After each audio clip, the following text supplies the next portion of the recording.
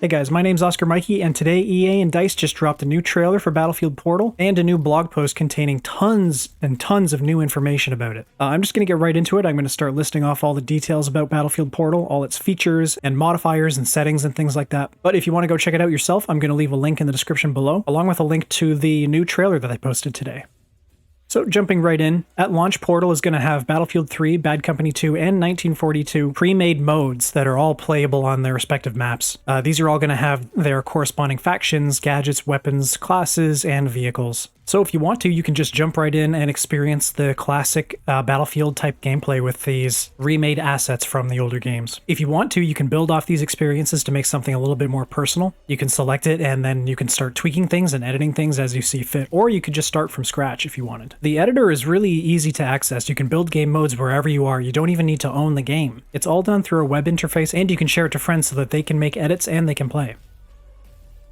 Okay, now we're getting into the juicy bits. These are all the things that you're going to be able to make changes to and turn off and on, and all of the modifiers and behaviors that you'll have access to in Portal. So I'm probably going to miss a couple of things, but try and stick with me here. You can change your game mode selection, so you have available to you Conquest Large, Conquest, Rush, Free-for-all, and Team Deathmatch. For Team Deathmatch and Free-for-all, you can pick predefined smaller areas from existing maps to play on. Kind of like how we've seen from previous games. Team Deathmatch and Free-for-all usually take place on smaller kind of sections of a large conquest map.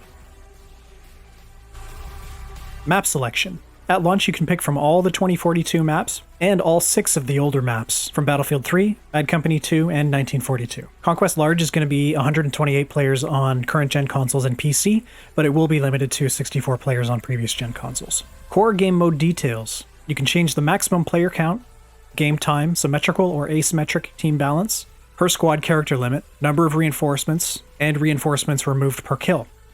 Gameplay modifiers. Here you can change things like friendly fire, extreme weather events, stationary weapon placements, classic soldier tuning, so that's like movement and handling, classic tuning, aim assist, projectile speed, global damage multiplier, headshot damage, body shot damage, and what drops on a player's death. You can make it so that their weapon drops, weapon and ammo, or nothing at all. Also, these settings can be applied asymmetrically, so if you want one team to do more damage than the other, that is possible in the editor.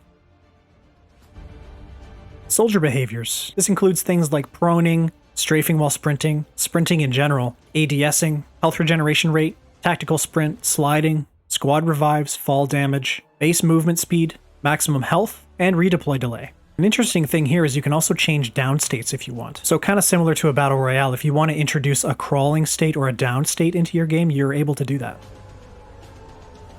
Next up is vehicle settings. You can change maximum vehicle health, health regeneration rate. You can even turn health regen off if you want to. You can enable or disable combat vehicles. You can change their respawn time, and you can change how they're deployed. You can deploy them only from the menu, or you can spawn them into the map. Next up is UI elements. This is also asymmetric if you want it to be.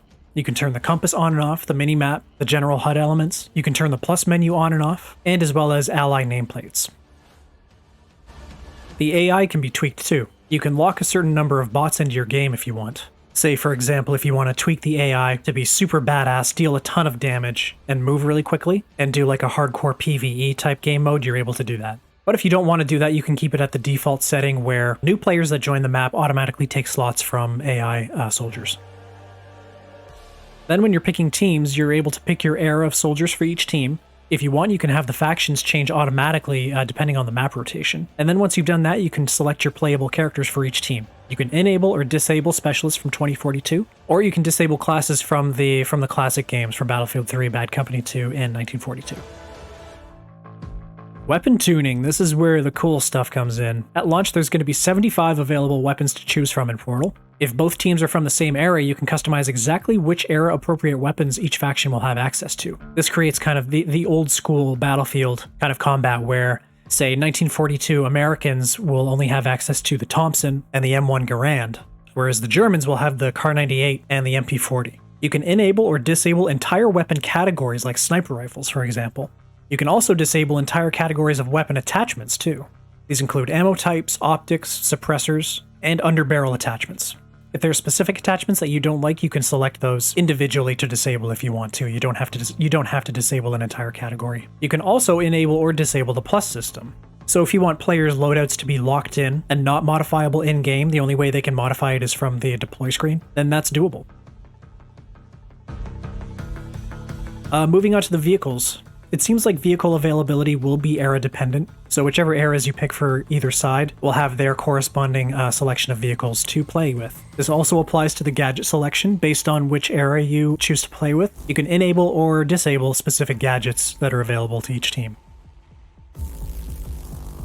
Now, moving on to the rules editor. This is the complex tool that lets you get down and dirty and make some deep modifications to make really unique game modes. I barely understand this thing. I'm not really a coder, so I'm just going to read straight from a blog to you. The rules editor lets you build out scripting that governs the conditions and behaviors in your game. You can right-click on a function and select Help, and an example will pop up of that function in use along with a short description of its purpose. If you have a friend that wants to make some changes, simply save it and send the URL to them, and they'll be able to apply their own edits. The editor is protected and can't be accessed without the specific URL generated for your custom creation. Your game creation will be automatically assigned tags when it's published so that other players can find your mode while browsing and can quickly see what it's all about. There will be a server browser built into Battlefield Portal. This is great, so you can manually scrub through a list of servers and find something exactly tailored to what you're looking for. Love that. Going back to your custom game mode and your custom server. Once the server actually boots up and you make your way in, you can manage it from the pause menu. You can do things like broadcast messages to the rest of the server, you can kick players, you can ban players, you can unban players, you can restart the map, move to the next map, or take the whole server down altogether. A really important detail that they reiterate in this blog post, they have mentioned it before, ban lists are persistent and they follow your actual account. So any custom creations you make in Battlefield Portal, people that you've previously banned will not be able to play those. That's a really great feature. Your custom server is going to be active for as long as there's one human player on it. Once they leave the server and there's no more human players active on it, it will shut down and it will no longer be searchable on the Portal browser, which is a little bit unfortunate. That's kind of sad. It would have been nice if you could pay or subscribe to keep your server active so that your community could join and play whenever they wanted. But I kind of understand from a business expense and cost and upkeep perspective from DICE and Ripple Effect Studios. The best game modes are going to rise to the top, and they are the ones that are going to stay online the longest. And yeah, it is what it is. So there it is, guys. That's a really quick look at the blog post and the trailer that DICE and EA released today for Battlefield Portal. I'm really happy with what I see. I'm really happy with all the details they shared. And it feels like this post came at the exact right time. This is the perfect time to be sharing all these details with us. And it felt very intentional by DICE. Because for the past few weeks, there's been a lot of uncertainty and kind of fear in the community, especially surrounding the specialists in the core game mode in All Out Warfare. We weren't really sure how Portal was going to work, what kinds of changes they would let us make in there. I think a lot of the community was concerned that they wouldn't be able to tap into that classic Battlefield gameplay that got them hooked on the series in the first place. They would be forced to be playing Battlefield this new way in this new experience with the specialists. But I think it's safe to say that those worries can be put to rest. Portal looks like an amazing alternative to All Out Warfare for those more traditional fans who like the older games, and also for people who want to create their own experiences and maybe bring a flavor of gameplay that Battlefield hasn't really seen before. I'm really looking forward to the amazing creations that the community is going to make. And also, we still have Hazard Zone, which brings that kind of unique Extraction Royale gameplay to the Battlefield series for the first time. By the way, I am making a video on Hazard Zone. I'm going to be comparing it directly to Escape from Tarkov, and I'm going to be listing the similarities and the differences between them. So if you want to see that video, make sure you get subscribed. I'll be releasing that video before Battlefield 2042 hits its early access launch next week. And with all that being said, thank you so much for watching, guys. Please like the video if you enjoyed it. It really helps me out as a small content creator. I stream on Tuesdays and Thursdays at 7 p.m. Eastern Standard Time on Twitch. Once again, thank you so much for watching, guys, and I will talk to you in the next video.